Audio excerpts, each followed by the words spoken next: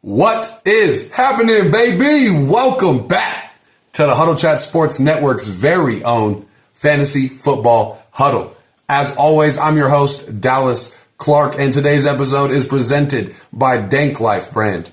Let's talk sports and shank it golf brand. Speaking of Let's Talk Sports, you can catch me every Tuesday night, 8:30 p.m. Eastern Standard Time, 6:30 p.m. Mountain Standard Time, over on the Let's Talk Sports YouTube channel live. Maybe not every Tuesday, but most Tuesdays, we're going to be on that AFC South Smack Talk show. They do a Smack Talk show for every division. I have to say, and I'm not just being a homer here just because I'm on this show, just because I watch the show because it's my division. The AFC South Smack Talk show, it's a fun time, very informative. Just stop by. It's not very long at all. Stop by on Tuesday nights. But we are here in entering week 2, the first actual waiver wire, hunt of the year. It's exciting. I know week 1 was extremely disappointing for a lot of us. If you didn't own one of the 10 players that played really well this week, you had a lot of disappointment. Most tight ends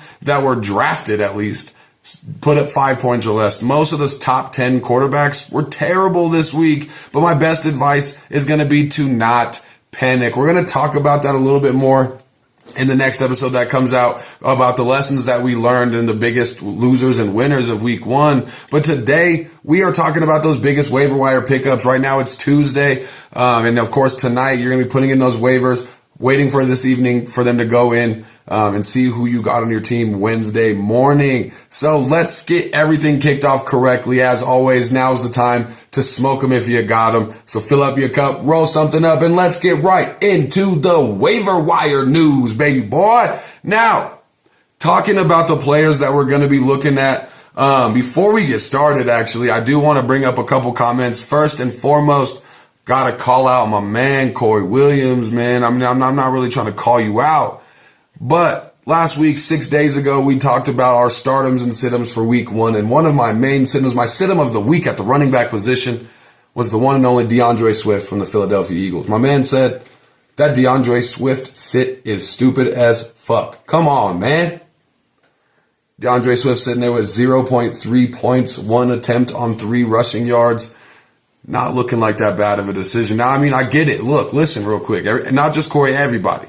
When it comes to startums and situms, sometimes you draft a player and you don't have many more options. When it comes to those startums and situms, I'm talking about those players that if you had a David Montgomery on your bench, I would have started him over DeAndre Swift. If you had an option and you were kind of wondering, like me this week, I had a struggle between Jahan Dotson and Tyler Lockett. I ended up going with Tyler Lockett, but I had a lot of hope behind Jahan Dotson. Neither one of them really did much of anything. They didn't do much different. I think it was like a 0.4 point difference. It wasn't much different, so really wasn't that big of a deal at the end of the day. But when it comes to the starters and situms, I know that sometimes you don't have another option, and we try to avoid those big players that are going to be obvious starts. But DeAndre Swift right now presents nothing more than flex appeal, and his role, the way it presented in week 1, answers a lot of the questions that I posed before week 1, and it proved a lot of my doubts correct, at least for the first week. Now it's a long season. We're going to see how it goes. And we'll see if DeAndre Swift is a sit this week or a start this week, or if he's even on the list. But this week we're talking about the waiver wire.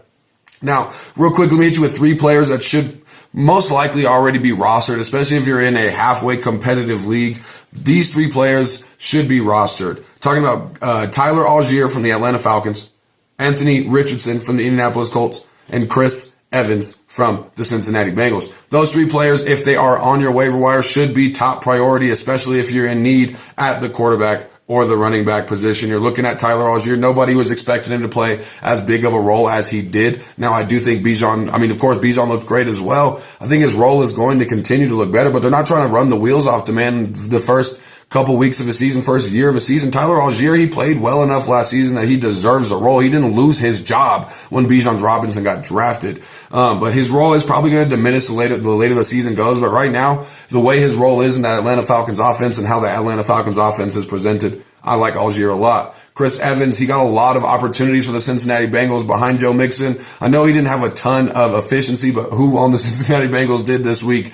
So don't let the numbers that he put up fool you from the actual attention that he's getting in this offense. And then Anthony Richardson from the Indianapolis Colts. Like I said, he's going to be the rookie quarterback. If you want to take a chance on a rookie quarterback, go get AR5. Now you look at the fact that he had hardly any help in the offense as well this week, and Anthony Richardson was one of the best quarterbacks in fantasy football. Now, is that going to stay the same all season long? Hell no, it's not. But Anthony Richardson is at least a good option that when you find yourself in a pinch, like I had myself this week with the Aaron Rodgers situation, or you find yourself on a bye week, anything like that, or you just have a not super solid quarterback situation, and most quarterbacks didn't look that great, so you might be considering adding a second option to your team. Like I said, we're not panicking, but Anthony Richardson's a great addition, but should already be rostered. Now, talking about the players that are going to be widely available, we're going to start with Gus Edwards and Justice Hill because both players represent a ton of potential in the waiver wire. Gus Edwards, I think, is going to be the one you really want to go with. If you're looking at your waiver wire,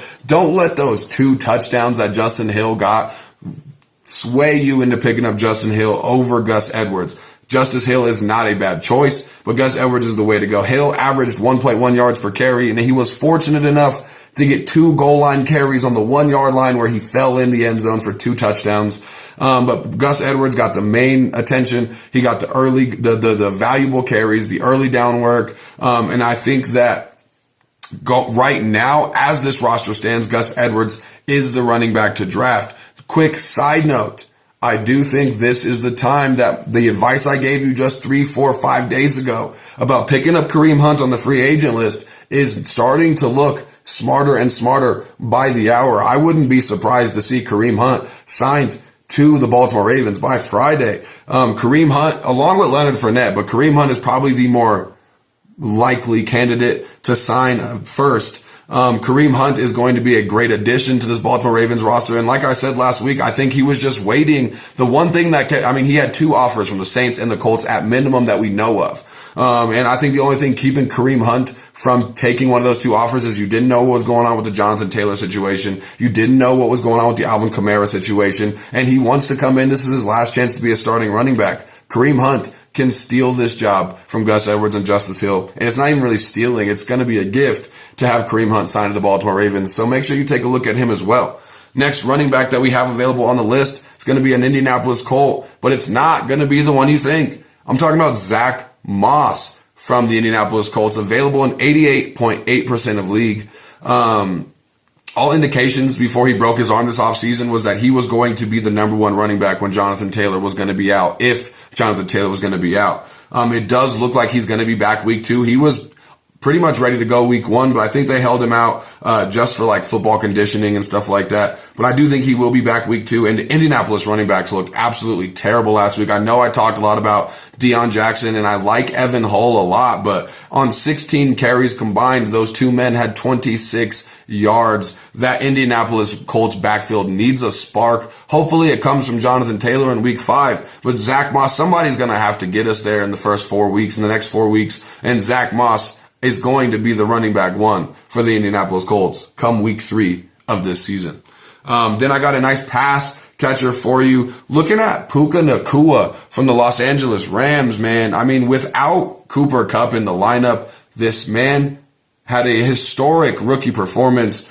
He's available in 97% of leagues. Last week, he had 10 receptions on 15 targets for 119 yards. He put up Justin Jefferson numbers this week, no touchdown, 12 points in non-PPR. You're looking at 22 points in a PPR format. He had a 42.9% of the routes that he ran, he was targeted on, versus Van Jefferson's 14% of the routes that he ran, he was targeted on. He was the number 1 wide receiver with Cooper Kupp out. And he was one of 2 players drafted in the 5th round or later in the NFL with 100 receiving yards in their rookie debut. Puka Nacua, not many people knew his name going into this year, but Puka Nacua is definitely somebody to add to the radar, and he played well enough and had such a large role without Cooper Kupp in the lineup that no matter when Cooper Kupp comes back, week 5, week 6, whenever it may be, whenever Cooper Kupp comes back, this man is going to have a role still in this offense. I'm all the way out on Van Jefferson, and I always have been, but definitely add Puka Nacua to your roster. Then I got another player for you here. We're going to be talking about Kyren Williams from the Los Angeles Rams as well. Another Rams player available in 89.7% of leagues. I know Cam Akers owners, cover your ears. You're not going to want to hear this, but Kyren Williams had 17 total touches in this offense last week.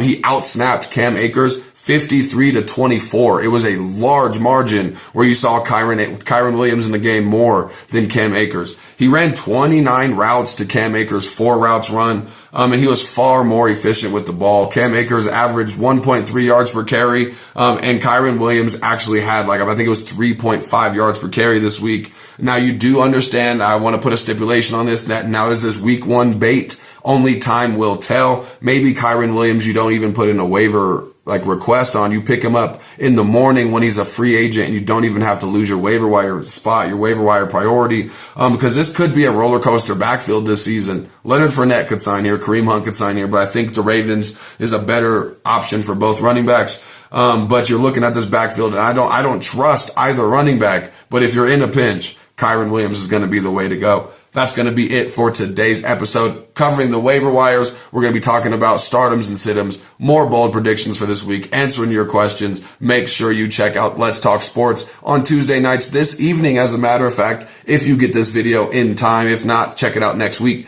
8:30 Eastern Central Time, and then, or 8:30 Eastern Standard Time, 6:30 Mountain Standard Time. But that's going to be it for us today, y'all. Keep your chin up and your attitude down. I'll see y'all next time. Peace out.